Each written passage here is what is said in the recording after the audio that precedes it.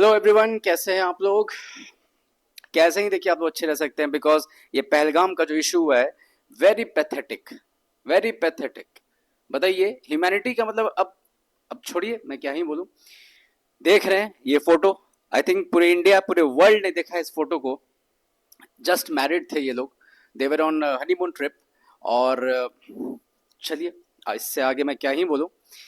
Pahalgam issue, देखते हैं क्या हुआ था, क्या था, आपके एग्जाम के लिए क्या क्या इंपॉर्टेंट इसमें हो सकता है। इन सारी चीजों को जरा ये हम देख लेते हैं ध्यान से।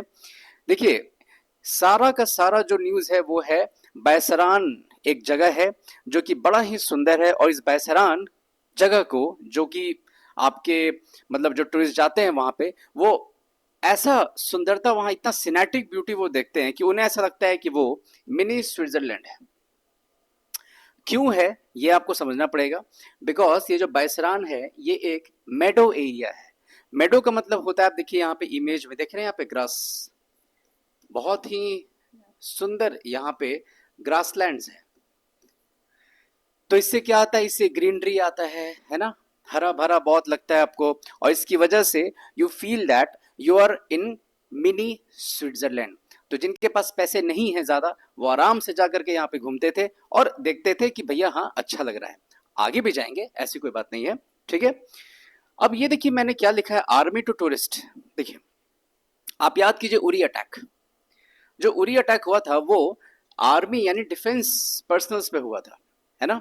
जो टेररिस्ट ने, जो आतंकवादियों ने जो अटैक किया था, it was on army personnels. लेकिन अब देखिए उनका क्या स्ट्रैटेजी है, जो आतंकवादी है, कि अब टूरिस्ट प्लेसेस पे अटैक करो। क्यों करो, मैं समझाता हूं। देखिए, यदि आप मुझसे पूछे तो मेरा ऑब्जर्वेशन ये है कि ये बैसरान वैली पे अटैक नहीं था, ये अटैक था जम्मू कश्मीर के नॉर्मलसी पर। नॉर्मलसी मतलब क्या होता है, किसी चीज का नॉर्मल होना। तो जम्मू कश्मीर धीरे धीरे धीरे धीरे तो भाई नॉर्मल हो रहा था।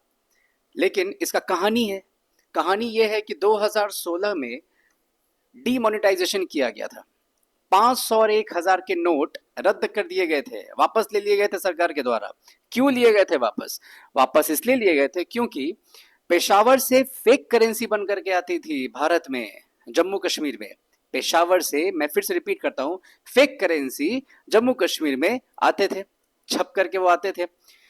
500 रुपए दिए जाते थे यूथ को, यानी यंगस्टर्स को, कि वो पत्थर फेंके। किस पे? वो पत्थर फेंके आर्मी पर्सनल्स पे। तो 500 रुपए उसके लिए वो लेते थे यूथ। किसके लिए? स्टोन पेल्टिंग के लिए। और 1000 रुपया पेमेंट किया जाता था किसके लिए? पेट्रोल बॉम्ब के लिए। पेट्रोल बॉम्ब समझते हैं ना, वो बॉटल में पेट्रोल डाल करके उसमें, है ना, आग लगा करके फेंक दिया, राइट। तो उसके लिए 1000 रुपये दिए जाते थे। और यूथ को बस चाहिए था उस समय वहां पे। देखिए यूथ को क्या चाहिए होता है ना। यूथ को चाहिए होता है कि थोड़ा जो लाइफ स्टाइल है वो मेंटेन रहे। लेकिन यदि उन्हें समझ में ये चीज नहीं आ रही है, सपोज कि आगे इसका क्या प्रभाव होगा, तो सरकार को तो कुछ करना पड़ेगा।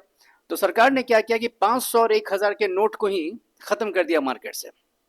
नया नोट वो लेकर के आ गए 2016 में, जब उसने डीमोनेटाइजेशन किया था। और वो नोट था 2000 रुपए का। कितने का था? 2000 रुपए का। सरकार ने देखिए मेक श्योर किया कि भाई जब तक ये 2000 का नोट डुप्लीकेट बन करके आएगा ना, तब तक हम लोग जम्मू कश्मीर को नॉर्मल कर देंगे। किया भी कैसे? 2000 2016 में क्या हुआ? डीमोनेटाइजेशन। 2019 में क्या किया गया है? यूटी में कन्वर्ट किया गया है, यूनियन टेरिटरी। यूटी में कन्वर्ट किया गया है जम्मू कश्मीर को। जब यूटी में कन्वर्ट किया गया तो कंट्रोल सरकार का बढ़ गया वहां पे। अब आप कुछ करके दिखा दो। ये जो हुआ है ना, ये जो इंसिडेंट जो हुआ है, आराम से बस आप स्थिर बैठे रहिए। Government of India is very strict this time. वैसे तो मोदी गवर्नमेंट हमेशा ही इस चीज में जीरो टॉलरेंस पे है वो, है ना, टेररिज्म के लिए जीरो टॉलरेंस। अभी इंडस वाटर का आज का न्यूज है, पानी छोड़ दिया गया है, बाढ़ आ गया है। और पाकिस्तान कहता है कि हम लोग परमाणु बम छोड़ेंगे। खाने को है नहीं, परमाणु बम छोड़ेंगे, क्या ही बोला जाए। चलिए, तो यहाँ पे मैं ये कह रहा था कि नॉर्मल सी लाया गया है, उसी पे देखिए यहाँ पे अटैक किया गया है। बहुत सिंपल सा देखिए उन्होंने स्ट्रैटेजी लगाया है। लेकिन किया क्या गया है, सडनली कुछ लोग घुसे और शूट करना शुरू कर दिए। इसे कहते हैं एसिमेट्रिक वॉरफेयर। एसिमेट्रिक वॉरफेयर, इसका मतलब बस यही होता है कि आप सडन अटैक कर रहे हैं, किसी पे सडनली आप अटैक किए, वो कंफ्यूज है, और वो जिस पे आपने अटैक किया है वो पैनिक में आएगा, पैनिक करेगा, घबराएगा, क्योंकि आप सडनली आप अटैक कर रहे हो ना। लेकिन आपका जीतने हारने का वहां पे कोई मुद्दा नहीं है, आप बस केवल वहां पे पैनिक एंड फियर जनरेट करना चाहते हैं, दैट्स इट। तो ये करने का जो स्ट्रैटेजी होता है उसे हम लोग कहते हैं एसिमेट्रिक वॉरफेयर। मैं देखिए अब आम जनता को भी चाहता हूं कि आम जनता जो नॉर्मली जो वीडियोस आप लोग सुनते हैं, ठीक है, हंसना हंसाना सब लगा रहेगा, बट टेक्निकल थोड़ा जानिए, ज्यादा बेहतर होगा। अब इसमें क्या है, मैंने अगर आपको समझाया कि asymmetric warfare means what, simple है, पैनिक क्रिएट कर रहे हो आप सडन किसी पे अटैक कर रहे हो, वहां पे पैनिक क्रिएट हो रहा है, लेकिन जीतने हारने का यहां पे कोई सवाल पैदा नहीं हो रहा है, ठीक है। अच्छा, ये क्या है टीआरएफ और एलईटी, भाई साहब को देखिए, ठीक है, आराम से रहें आप। इस बार बहुत अच्छे से सेंट्रल गवर्नमेंट बहुत कुछ सोच करके रखी हुई होगी, ठीक है। ये लोग जो मजाक जो बना करके रखे हुए हैं, इस बार मोदी जी भी देख रहे हैं गुस्से में। यदि इस बोर्ड में, इस डिस्प्ले बोर्ड में एआई होता है ना, और ऐसा कुछ टेक्नोलॉजी होता कि जो सोच रहे हैं वो दिखता, इनके आंखों से लेजर निकल रहा होता। अभी गुस्सा इतना है इन्हें, अभी पूरे देश गुस्से में है, और होना भी चाहिए, ठीक है। लश्कर तौयबा के चीफ हैं भाई साहब, और इस पूरे पूरे कांड को अंजाम देने का रिस्पॉन्सिबिलिटी किसने लिया है, TRF, the resistance front, the resistance front. अब ये कहते हैं नहीं हम लोग तो एलईटी से कोई हमारा संबंध है ही नहीं, बट जानकारी ये प्राप्त हो रही है कि ये झूठ बोल रहे हैं, ऐसा कुछ नहीं है। टीआरएफ जो है वो एलईटी का एक प्रॉक्सी ग्रुप है। प्रॉक्सी ग्रुप मतलब क्या हो गया, आप कॉलेजेस में देखते होंगे प्रॉक्सी लगाना, है ना, पकड़े जाते थे तो बहुत स्ट्रिंजेंट एक्शंस लिए जाते थे, पेनल्टी आपको दी जाती थी, तो यही है प्रॉक्सी, मतलब इनके नाम पे कोई और कर रहा है। तो एलईटी के नाम पे टीआरएफ सामने है, और इसी ने पूरा पूरा लिया है रिस्पॉन्सिबिलिटी, ठीक है। तो ये पूरी पूरी जो घटना थी ना, इस घटना के पीछे बस ये 6 पॉइंट भी यदि आपको पता है तो यूपीएससी बीपीएससी में आप अच्छे खासे मार्क्स मतलब लिख सकते हैं।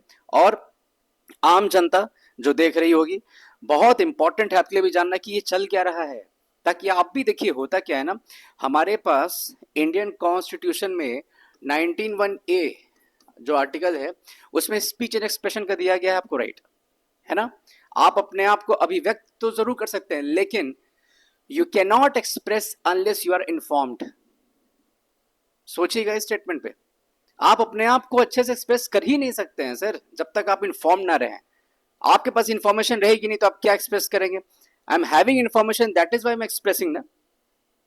इसीलिए इंफॉर्मेशन आपके हेड में होना बड़ा जरूरी है, सही चीज पता होना बहुत जरूरी है कि हुआ क्या है, उसके बाद आप अपना व्यू पॉइंट बनाइए, ठीक है। तो चलिए इसी तरह से जो जो आपके बहुत हीटेड डिबेट्स हैं, जो जो बिल्कुल हॉट टॉपिक्स हैं, जो आपको जानना चाहिए, जो पूरी जनता को, पूरे देश को जानना चाहिए, है ना, आम जनता से लेकर के स्टूडेंट, यूपीएससी, वो चलिए वो तो जाने ही जानेंगे, उन्हें पढ़ना ही पढ़ना है। आम जनता का जानना ज्यादा जरूरी है। जब आम जनता अवेयर हो जाएगी तो बहुत सारे सॉल्यूशंस डेमोक्रेसी के तो वहीं से सॉल्व हो जाएंगे, बिकॉज इन्फॉर्म्ड डिसीजंस लिए जाएंगे। जो भी फैसले लिए जाएंगे उसके पीछे इंफॉर्मेशन का एक बैकअप रहेगा कि अच्छा आप कुछ फैसला ले रहे हो, उसके पीछे ये इंफॉर्मेशन था, राइट, आप कुछ बोल रहे हैं उसके पीछे इंफॉर्मेशन ये था, ठीक है। तो चलिए वेट करते हैं, देखते हैं आगे क्या क्या होता है, बट होने वाला तो आई थिंक बहुत कुछ है, ऐसा फील हो रहा है। चलिए, see you in the next lecture, have a good day, take care, stay safe, stay fit and stay motivated. Thank you, have a good day.